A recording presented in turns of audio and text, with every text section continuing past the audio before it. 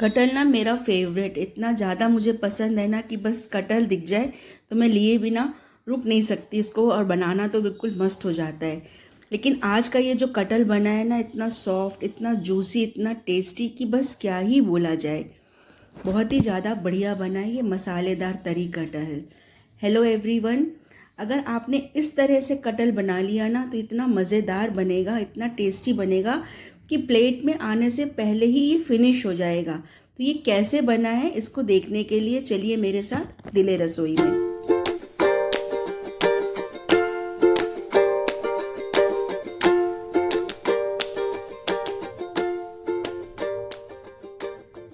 कटहल बनाने के लिए ना सबसे ज़रूरी है कटहल सही तरीके से देख के लिया जाए। तो पहले तो ना कटहल आता था ना बड़ा कटहल, उसको काटना छीलना इतना टास्क होता था बड़ा कि कैसे क्लीन किया जाए, कैसे साफ किया जाए, क्योंकि ना ये काटते समय हाथों में चिपकता है, कुछ गमी गमी सा इसमें होता है कुछ। लेकिन अब ना बहुत इजी हो गया है, अब तो मार्केट में बिल्कुल क्लीन मिलता है, बस लाओ और बना लो।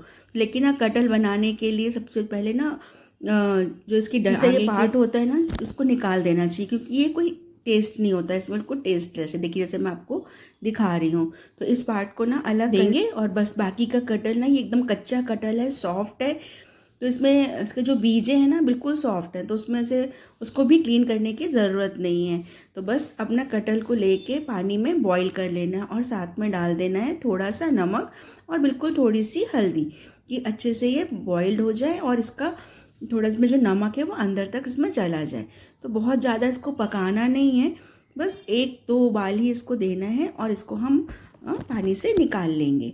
पानी से निकालने के बाद इसको हम छन्नी पे रख लेंगे, जिससे कि जिसका सारा जो पानी है वो निकल जाए, क्योंकि अब इसको ना हम आगे तलेंगे। तो ये देखिए सारा पानी इसका निकाल लिया है, इसको छान लिया है सारे पानी से। और अब एक ले ली है कढ़ाई और कढ़ाई में डाल दिया है तेल। तो कटहल ना कोशिश करिए कि आप सरसों के तेल में बनाएं। सरसों के तेल में ना बहुत ज़्यादा टेस्टी और अच्छा बनता है। तो बस गरम तेल में सारा कटहल डाल के हम जल्दी से फ्राई कर लेंगे।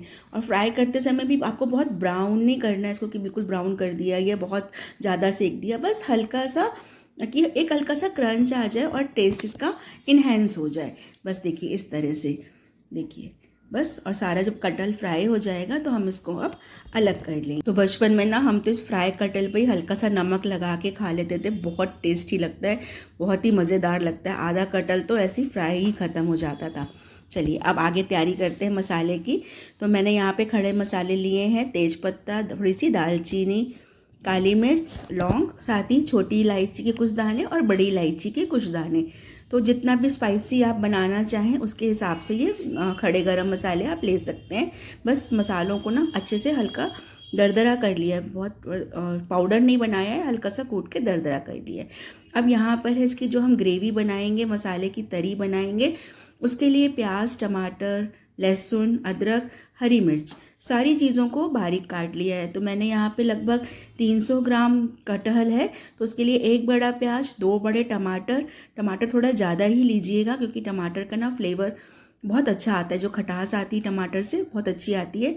4-5 कली लहसुन की है, अदरक का एक छोटा टुकड़ा है और हरी मिर्चें हैं। अब ले लिया है कुकर। तो आज जो हम कटहल बना रहे हैं वो कुकर में बना रहे हैं और बहुत ही अच्छा बनेगा। तो कुकर में डाल दिया सरसों का तेल, आधा चम्मच जीरा और तेज पत्ता, जो बाकी खड़े मसाले कूटे थे उनको नहीं डालना है, सिर्फ तेज पत्ता डाला है। और साथ ही डाल दिए हैं प्याज, और प्याज के साथ में डाल दिया है अदरक और लहसुन। पेस्ट नहीं बनाया है मैंने, अदरक लहसुन को भी बारीक ही काटा है। और अब इन सारी चीज़ों को ना अच्छे से भून लेंगे एक अच्छा कलर आने तक, जिससे कि ना प्याज लहसुन का सारा कच्चापन भी निकल जाए और बहुत अच्छा फ्लेवर आ जाए। क्योंकि सब्जियों में ना जब लहसुन का कच्चा टेस्ट आता है ना वो बहुत तेज़ चढ़ता है, वो अच्छा नहीं लगता है खाने में। तो बस अच्छे से भून लेना है कलर चेंज होने तक, मतलब जो प्याज है उनका कलर अच्छे से ब्राउन हो जाए। और उसके बाद डाल देंगे इसमें कटे हुए हम टमाटर।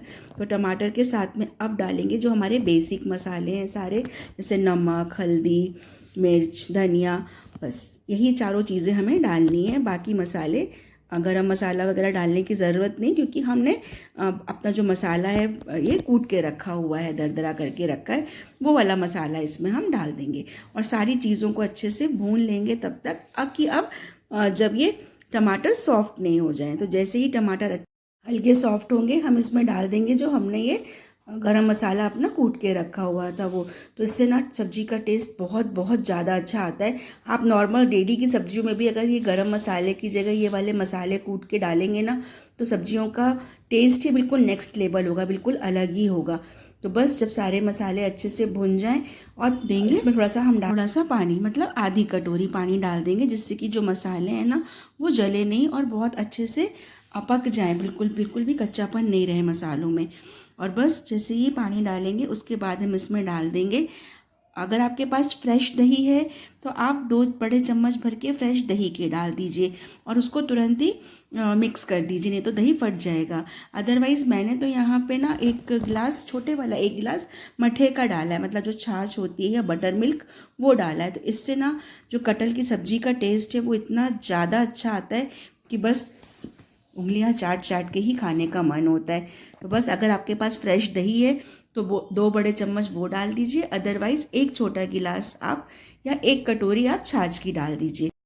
देखिए कितना बढ़िया कलर आ गया है सब्जी की तरी में। और बस इसको 1-2 मिनट ऐसे उबलने देंगे और इसके बाद इसमें डाल देंगे जो हमने कटहल अपना उबाल के तल के तैयार करके रखा है, वो कटहल के पीसेस डाल देंगे इसमें। और साथ ही डाल देंगे खूब सारा हरा धनिया, पहले ही डालना है, लास्ट में नहीं, पहले ही डाल दीजिए धनिया, जिससे धनिया की ना खुशबू पूरी सब्जी में अच्छे से मिल जाए, बहुत अच्छा टेस्ट आता है। बस इसको कुकर को बंद करके 3 से 4 सीटी अच्छे से आने दीजिए, जिससे कि जो कटहल है वो सॉफ्ट हो जाएगा और जितनी भी तरी मसाला है सब कटहल में अच्छे से मिल जाएगा। तो कटहल ना बहुत जूसी और बहुत फ्लेवरफुल बनेगा। ये देखिए कितना बढ़िया एकदम सॉफ्ट है।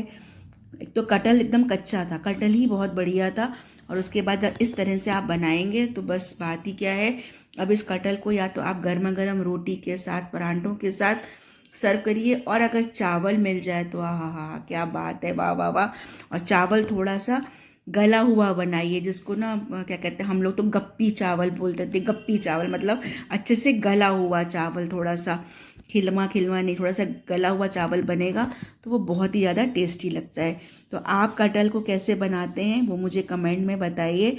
और आज की रेसिपी कैसी लगी, रेसिपी को लाइक और शेयर करते हुए चैनल को सब्सक्राइब कर लीजिए, बेल आइकन के बटन को प्रेस कर लीजिए, जिससे इतनी मज़ेदार रेसिपीज़ के नोटिफिकेशंस आपको मिलते रहें। मेरे फेसबुक पेज को फॉलो कर लीजिए। तो मिलते हैं कल एक और नई रेसिपी के साथ में, तब तक के लिए एंजॉय एंड बाय।